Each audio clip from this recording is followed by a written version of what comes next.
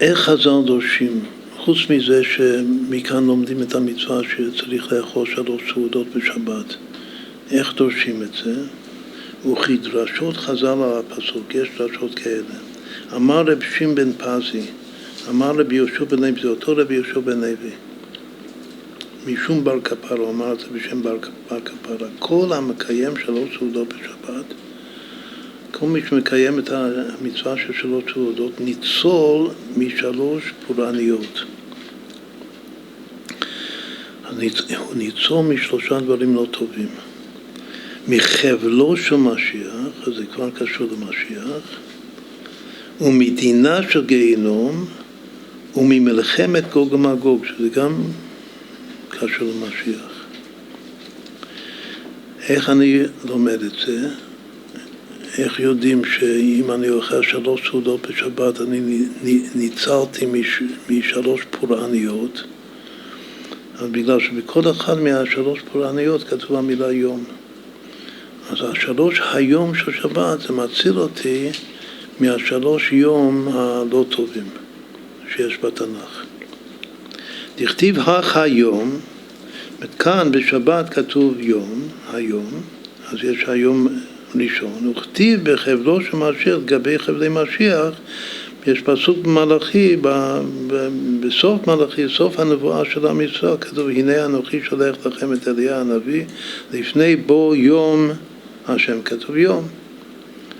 אז זה לפני בו יום השם, שזה חבלי משיח. מה זה חבלי? זה חבלי לידה. היום אנחנו בחבלי לידה של משיח, כל הטראומה של היום הזה, למה שיושבים כאן רחוק. זה חלק מחבלי משיח. כאן הביטוי זה חבלו של משיח. כמה שווה חבלו של משיח?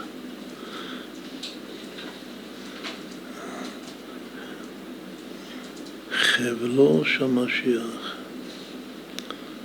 חבלי לידה, זה גם, כל מושג חבלי לידה זה שייך לנשים כמובן. רק האישה יודעת מה זה חבלי לידה.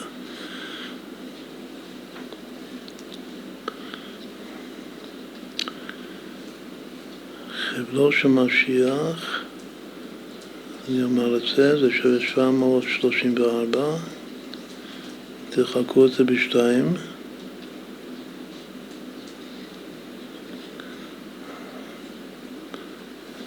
זה פעמיים 367, שזה כידוע זה השם של הנגיף שמסתובב, שמשתולל. למה זה פעמיים? כנראה שזה 2 גלים, גל ראשון וגל שני. אז זה חבלו של משיח. אז זה חבלי לידה. אז זה דבר ראשון, שמקיימים את היום של שבת, אז ניצולים מהיום של חבלו של משיח. אחר כך, לגבי דינה של גיהינום, אז כתוב יום עברה היום ההוא. שוב, אז זה בצפניה הנביא, יום עברה היום ההוא. זה יום הדין הגדול, זה יום של עברה, עברה זה כעס ודינים, אז זה דין של גיהינום.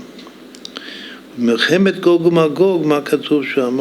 זה בנביא יחזקאל, ביום בו גוג. בכל אחד משלושת הדברים האלה יש דגש, יש פסוק עם המילה היום, שהמילה היום גם מודגשת בפסוק, ולכן דורשים חז"ל שמי שזהיר מקיים את 3 סעודות בשבת, הוא ניצל מכל 3 היום האלה, הפורענות. עכשיו איך נסביר את זה גם כן לעומק? קודם כל נמקם את זה בספירות. חבלו של משיח זה, כמו שאמרנו קודם, זה חבלי לידה. למי זה שייך? שייך לאמא. אז כנראה שמה זה, איזה ספירה זה אמא? בינה, אז כנראה שזה בינה. חבלו של משיח.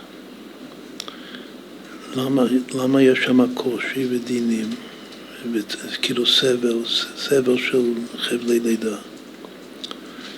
בגלל שכתוב באמא מינה דינין מתארין. זה מקור של קוש, של צער. דינה של גיהינום, איפה זה צריך להיות? באיזה ספירה? מה זה דין של גיהינום? נסביר את זה עכשיו. דין של גיהינום זה פשוט עונש. שדנים אותך שעשית כך וכך, מגיע לך עונש, זה דין של גיהינום.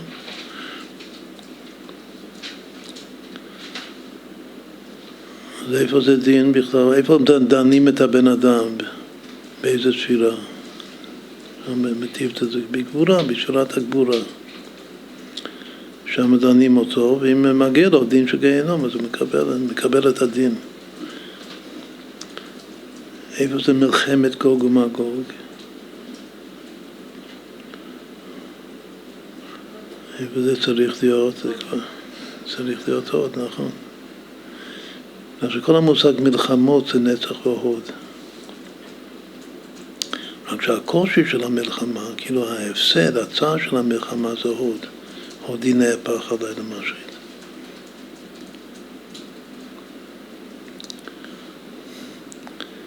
אז אם כן, השלושה הדברים האלה זה פשוט איזה קו זה בקבלה? זה קו שמאל. הסימן שהשלוש היום של שבת זה כנראה זה ימין, זה קו ימין. כמו שדיברנו קודם, שזה לפנים משורת הדין. כל השלושה הדברים האלה, הפולנות, זה שמאל, שזה, הכל זה דין, זה מידת הדין. שוב, יש אחד שהוא, כל החיים שלו זה דין, שגם התורה והמצוות שלו זה הכל דין. אז הוא באותו מקום שיש שם סכנת דינים של חבלי משיח ושל דינה של גיהינום ושל מלחמת גוג ומגוג. עכשיו, מה זה יכול להיות עוד יותר בעבדו?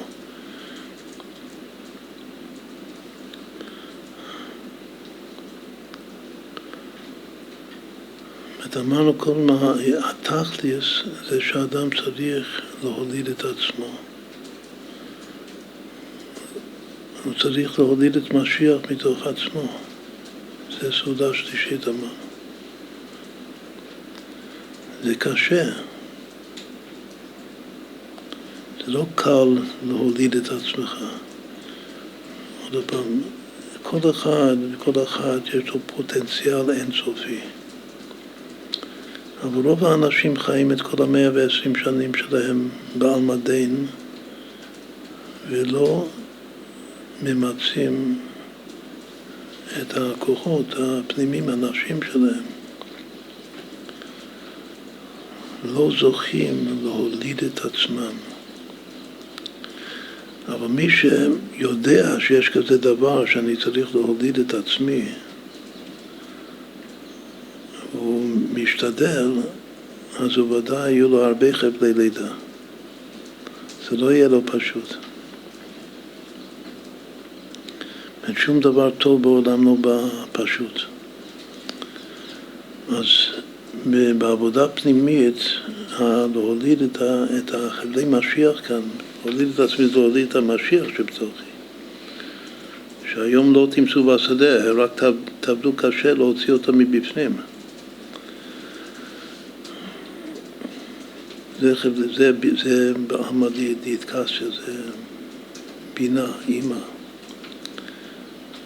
זה דינים, הכוונה זה קושי, צער.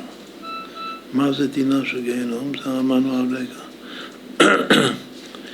דינה של להינצל, אז מי שמקיים את היום של שבת, אז הוא ניצל מזה. מה הכוונה ניצל מזה?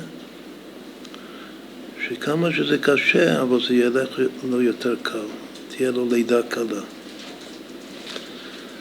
לידה משיחית, אנחנו קוראים לזה, לידה שמחה, כמו אישה שמאחלים לה לידה שמחה. אז לידה שמחה זה בזכות שבת. מסתום יהיה משהו, איזה קצת חבלי לידה, אבל זה יהיה קל. ניצל מחבלו של משיח. מה זה להינצל מדינה של גיהנום בגבורה?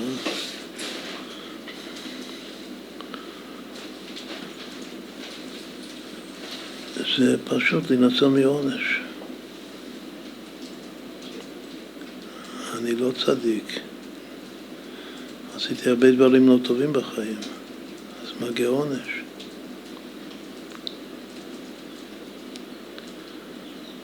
זה פחד שמגיע עונש.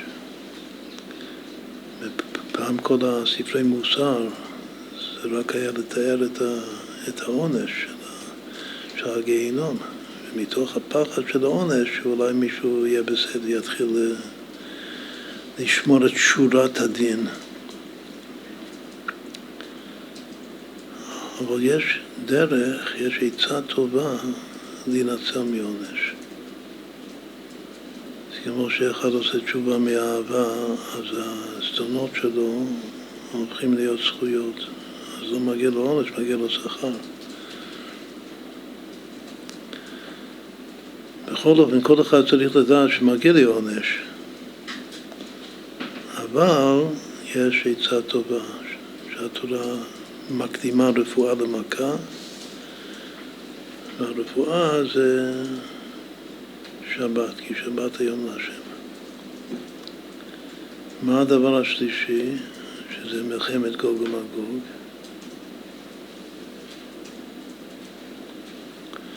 מה זה המלחמות בחיים? מה זה עיקר המלחמות הפנימיות שיש לאדם בחיים?